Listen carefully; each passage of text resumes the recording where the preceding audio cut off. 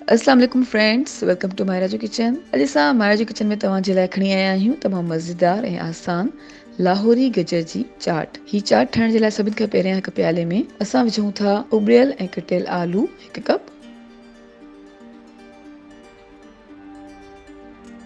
उबरियल ऐं कटियल लाहौरी गजर आहे 1 कप, कटियल बसर विझूं था 1/2 कप, कटियल सावा मिर्च आहिनि तक़रीबन 2 अदद, कटियल फूदने जा पत्ता आहिनि 2 टेबल स्पून, कटियल सावा धाणा आहिनि 2 टेबल स्पून, गिदामिड़ीअ जो पेस्ट आहे 4 टेबल स्पून, लूणु असां विझूं था 1/2 टीस्पून, तव्हां चाहियो त घटि या वधि करे सघो था।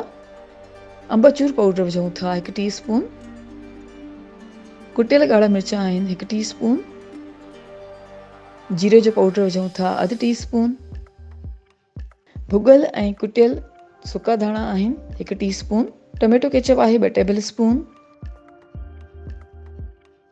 साई चटणी विझूं था 1 टेबल स्पून ऐं लीमे जो रस विझूं था 1 टीस्पून। हाणे इन सभिनी शयुनि खे चङी तरह सां मिक्स कंदासीं। जी फ्रेंड्स, सभिनी शयुनि खे असां चङी तरह सां मिक्स कयो आहे ऐं असांजी मज़ेदार लाहौरी गजरनि जी चाट सर्विंग जे लाइ बिल्कुलु तयारु आहे। उमेद कयूं था तव्हांखे असांजी अॼु जी रेसिपी ज़रूरु पसंदि आई हूंदी। Thank you so much for watching. असांजी वीडियो खे लाइक कजो ऐं असांजे चैनल खे सब्सक्राइब ज़रूरु कयो। तव्हां सां इंशाल्लाह मुलाक़ात थींदी हिकु ॿी वीडियो में। तेसिताईं अल्लाह हाफ़िज़।